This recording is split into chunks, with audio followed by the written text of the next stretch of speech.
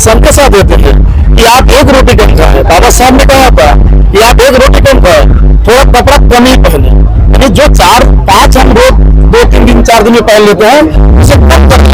एक ही कपड़ा पहने, लेकिन अपने बच्चों को जो है ताकि हमारा बच्चा शिक्षित हो। जब शिक्षित होगा वो संगठित होगा, जब संगठित होगा वो संघर्ष करेगा। आज संघर्ष दिखाई दे रहा है। आप देखिए यहाँ पे क्या था, यहाँ के लोग जो है बहुत तरीके से कार्यक्रम नहीं बना पाते थे। यहाँ पे भी हम लोग आते थे, इस गाँव में आते थे, रात में आते थे और लोगों को बताते थे। आज क्या है, आज हर एक बच्चों के दिमाग में ये चल रहा है कि हमारे भी भगवान बाबा साहब डॉक्टर बी आर अम्बेडकर है, हमें इन्हें मानना चाहिए, क्योंकि हमें इन्होंने पानी पीने तक का भी अधिकार दिया है। वो डॉक्टर साहब बी आर अम्बेडकर अपना भगवान मानते हैं, अपना मसीहा मानते हैं, इसलिए आज हमारे घर की औरतें जिन अधिकार में बोलने का खाने का पीने का आप देखिए आपके सामने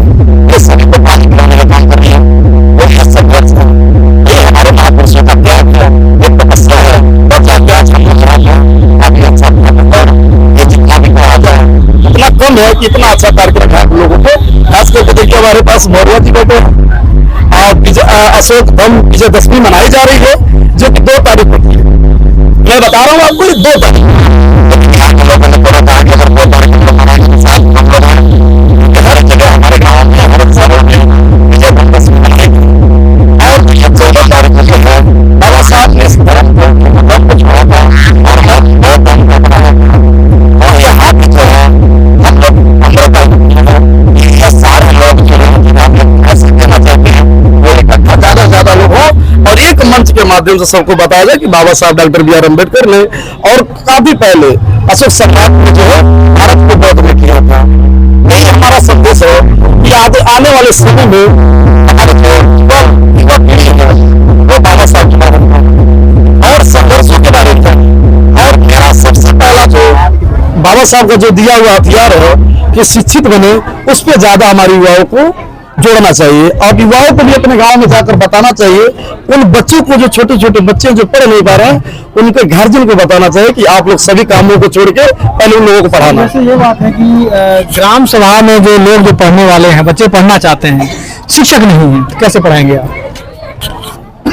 जो गांव में पढ़ने वाले लोग हैं वहाँ पे शिक्षक नहीं, हमारा समाज भी कमजोर है। लेकिन मैं अपने उन युवाओं को कहना चाहता हूँ जो शिक्षक थोड़ा बहुत ग्रेजुएट ज्यादा पढ़े लिखे हैं, उनको मैं चाहता हूँ कि आप गाँव गाँव में जाए पढ़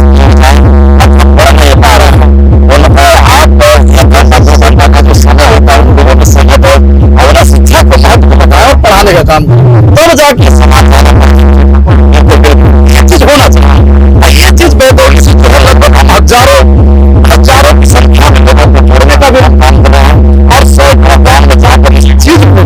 स्वयं बताने का भी काम करो और पढ़ाने का भी काम करो। बाबा साहब करें और बाबा साहब के विचारों को चले। यही चाहिए था, क्योंकि बिना शिक्षक के शिक्षा आगे नहीं बढ़ पाएंगे।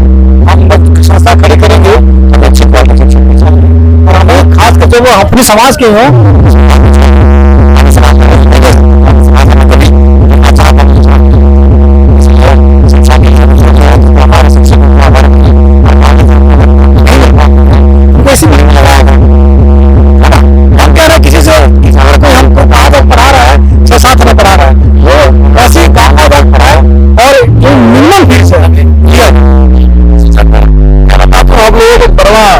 ग्राम सभा बरवा पंडित है,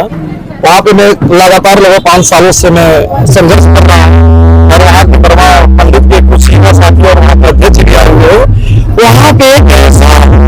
सिस्टम चलाया गया है पढ़ाई के क्षेत्र में, शिक्षा के क्षेत्र में, वहाँ के टीचर को भी ऐसा चिंता रहेगा और वहाँ पे प्रत्येक जो टीचर जो बच्चों को पढ़ाते हैं तो उनका फीस क्या होगा, उनका जो तनख्वाह क्या होगा कि उनका भी जो है घर बार चल सके।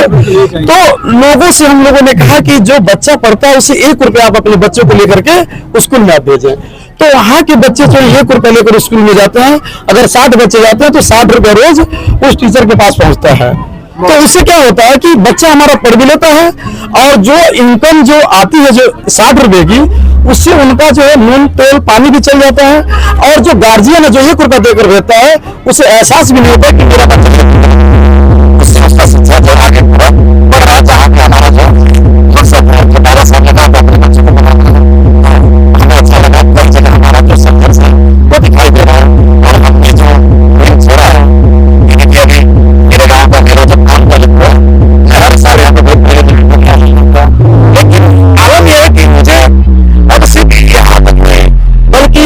विधानसभा में पूरे महाराजगंज जिले में लोग बुला रहे हैं कि बाबू मेरे यहाँ आइए, यहाँ के लोग जो है अभी संघर्ष नहीं कर पा रहे हैं, आप आएंगे तो कुछ कहेंगे। लगभग शायद यहाँ की लोग संघर्ष करना चाहते कि मैं बिहार जो है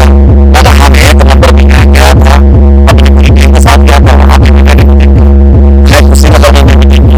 अभी 17 तारीख को जो है मेरा मीटिंग जो है खड्डा में लगा हुआ है। मैं यहाँ पे दिन में आने वाला था, एक लड़का वहाँ अध्यक्ष वहां पे फोन किया था कि बाबू मुझे माफ करना,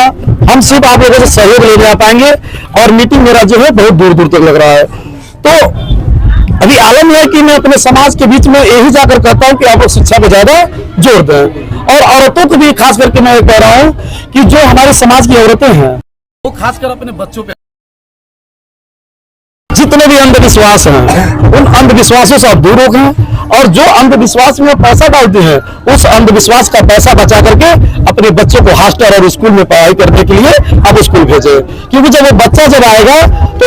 आपसे जैसा बोलेगा आप उससे उतना अच्छा नहीं बोल पाएंगे जब उसके अंदर शिक्षा रहेगा। तो मैं हम सभी लोगों से यही रिक्वेस्ट करते हैं, चाहे यहाँ के लोग हो, चाहे ग्राम सभा बैतूल को हो, चाहे इस पूरे भारत के लोग हो, मैं अपने बहुजन समाज के लोगों से मैं आपके चैनल के माध्यम से निवेदन करूंगा कि वो शिक्षा में सबसे ज्यादा जोर दे, तभी जाकर अपना समाज आगे बढ़ जाएगा। क्योंकि बाबा साहब ने कहा था मान सम्मान स्वाभिमान, 3 चीजें बाबा साहब ने कहा था, मान सम्मान स्वाभिमान। जिस दिन मान सम्मान स्वाभिमान अपने बहुजन समाज का घर जाएगा या खत्म हो जाएगा, हम जिंदा दिखाई तो देंगे, हमें लगेगा कि हम चल रहे हैं, लगेगा हम बोल रहे हैं, लेकिन हमें जान नहीं रहेगी, क्योंकि बाबा साहब डॉक्टर B.R. अम्बेडकर ने कहा था कि मान सम्मान स्वाभिमान से कभी समझौता मत करना। इसलिए हमें शिक्षा में ज्यादा जोर बाबा साहब ने कहा था, वो अधिकार भी से दिया था, हम शिक्षित हो जाएंगे तो हम अपने नाली में रहने वाले व्यक्ति को भी राजा बनाकर रख देंगे, चाहे वो CM हो, PM हो या राष्ट्रपति हो। ये शिक्षा की ताकत है, और ये ताकत जो हमारे दलित बस्तियों में, हमारे अनुसूचित जातियों में और हमारे लोगों में, हमारे 85% बहुजन समाज में दिखनी चाहिए, और अब दिख भी रही है। क्योंकि अभी मैं लखनऊ गया था और अपने लखनऊ जाने के बाद मैंने ये देखा कि जो बहुजन समाज के जो 85% के लोग हैं जो इस भाजपा सरकार से डर रहे हैं, जो व्यवस्था से घिरा हुआ है, उन लोगों ने अपनी पूरी ताकत दिखाई और पूरे लखनऊ को नीलामी कर दिया। यहाँ तक कि जो लखनऊ में जो हमारे महापुरुष का मानव श्री कांशीराम साहब पार्क बना हुआ है, वो 1 किलोमीटर से बड़ा है, उस पूरे 1 किलोमीटर को भी नीला कर दिया, और बाहर की जितनी भी रोडों की लगभग 10 किलोमीटर के आसपास में पूरे रोडों को जाम कर दिया। ये ताकत हमारे बहुजन समाज के लोगों का है। अगर बहुजन समाज अगर अपना ताकत जान जाए तो उस हाथी का बराबरी कर लेगा, जैसे बाबा साहब कहा करते थे, अगर वो हाथी बैठ भी जाए उस तरह में गधों से भी ज्यादा महत्वपूर्ण दिखाई देगा। जो लोग कहते हैं कि हाथी बैठा हुआ है, हाथी अगर बैठ जाए तो गधों से ऊंचा दिखाई देगा। हाथी खाई हम लोग दिए लखनऊ में जो गया होगा वो देखा होगा कि हजारों नहीं बल्कि लाखों लाखों की संख्या में हमारे बहुजन समाज के लोग, यहाँ तक युवा और बढ़िया लोग यही दिखाई दे रहा था कि हमें अशोक सम्राट का राज लाना है, हमें अशोक सम्राट का राज लाना है, क्योंकि ये समाज 4 बार राजा बन चुका है और किसी की गुलामी की तरफ नहीं जाएगा। इसलिए उन लोगों ने क्या किया था, लखनऊ को और लखनऊ को पूरा बंद कर देना था, हमारे लोगों को किया था, काफी अच्छा लगा। तो ये शिक्षा है और हमारे भावना हो रही है, उसका ये कहना है कि हमारे लोग शिक्षित बनकर